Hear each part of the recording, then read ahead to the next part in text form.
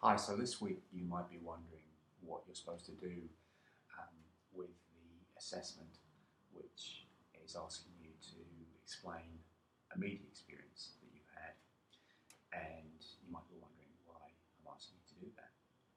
And I guess one of the clues is in the reading for this week. Why can I use I in an essay? But I just wanted to give you a little bit more feedback on where I'm coming from in terms of thinking about how you can use media experiences that you've had as a resource. And I suppose there's two things. The first thing is that we're going to use this archive, these stories about things that you've done with media and why they matter, as a resource that we can all use to do audience research. So we can begin to look at each other's accounts of media experiences and ask if we can see any patterns in there. What are the patterns? What are the commonalities? What are the differences? Are they to do with the country that we come from? Are they to do with the region that we come from? Do they seem to relate to questions of gender? Whatever it might be, or even the media. But I suppose there are a few reasons why this is worth doing. And the first is that it's pretty common for people, academics, very experienced, very well-respected academics, to draw on their personal experiences to define their intellectual interests. There are a couple of really high-profile ones that we can think about. So probably over here, I'm going to stick a window with Stuart Hall, who is the huge figure in media and cultural studies. You probably come across him in first and second year for the work that he's done on the encoding-decoding model, which was an influential way of thinking about audiences. And he was also really important in terms of theorising race, theorising how media interact with race and produces race as a category that we use to make sense of our place in the world. And that's what this video up here is about, the race as a floating signifier.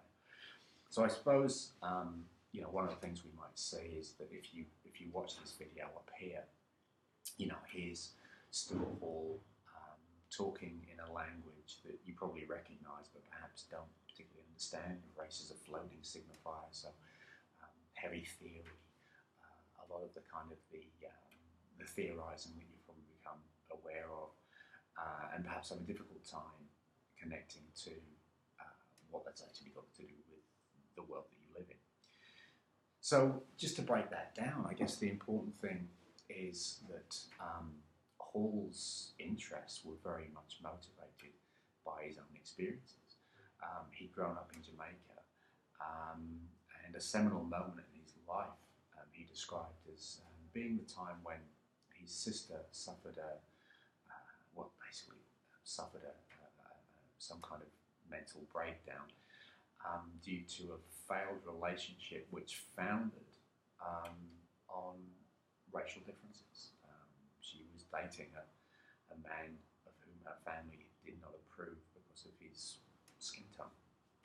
And then, of course, Hall moves to the United Kingdom in the 1950s and lives on the front line of all of these huge changes as Britain moves toward becoming a multicultural society, with all of the cultural changes that brings. And he becomes very interested in the way that, in his view, the British media become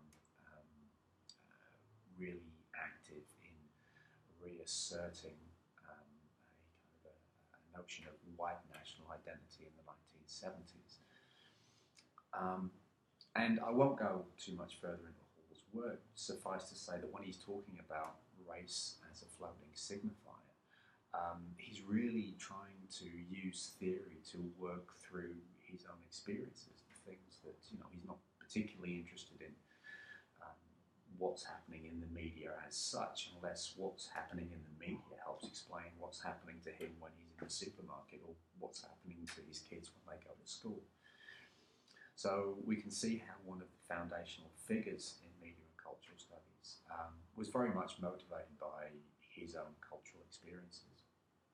And there's another really interesting example, John Tulloch, who was one of the victims of the 7/7 bombings in London in 2005, also a professor of media and communications, and to his horror found himself being used as the representation of the war against terror. He's blown up in the 7/7 bombings. He's literally sitting about 2 feet from one of the bombers. He survives. He's dragged from the London Underground, face bloodied, eardrums shattered, suffering from tinnitus.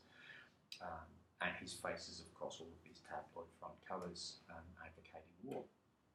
And then he spends several years afterwards writing about how, deconstructing the way his image was used and the way that he was robbed of his own identity, if you like, that his kind of his face, the thing he owned, was turned into a symbol that was used to justify all kinds of political initiatives that he abhorred. Now, you might be sitting there thinking, well, what's that got to do with me? I haven't had these tremendously traumatic experiences. Well, this kind of thing is actually quite common. So there's an interesting book on Sex and the City written by some academic scholars who talk about the way that Sex and the City became this kind of shared experience that they could use in their media education to kind of open lines of communication with their students. The idea that kind of if you're trying to teach people about media power and how media work and that kind of thing, it's actually pretty useful to have a common objective study, a common language, and the pleasure that that academics got from Sex and the City and their students as well actually created this kind of bridge that they could use to communicate with one another.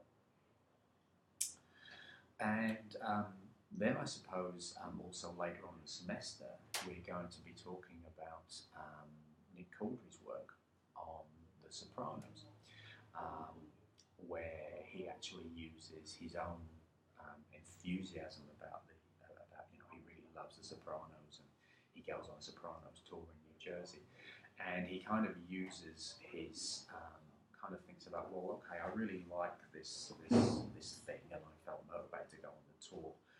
How can I deconstruct my own pleasure by kind of applying media theory? How can I become my own audience, if you like? And then finally, we've also got some of the accounts that I've got where what you're trying to do is kind of think about times that you've used media during a historically significant period, things that got you thinking. So, maybe it was a video that you saw that got you thinking about gender, I don't know. Or maybe it's the way that you kind of read magazines at a certain point of your life that got you thinking about your identity and what you wanted to be. Or maybe it's something like your memories of undergoing some kind of media event at some time. I guess for a lot of people. Actually, I wonder if some of you might remember 9/11 as a kind of a childhood memory. That might be something interesting to look at. Because later on we are going to be looking at accounts of media events and talking about how they can provide us with some sort of account of media power.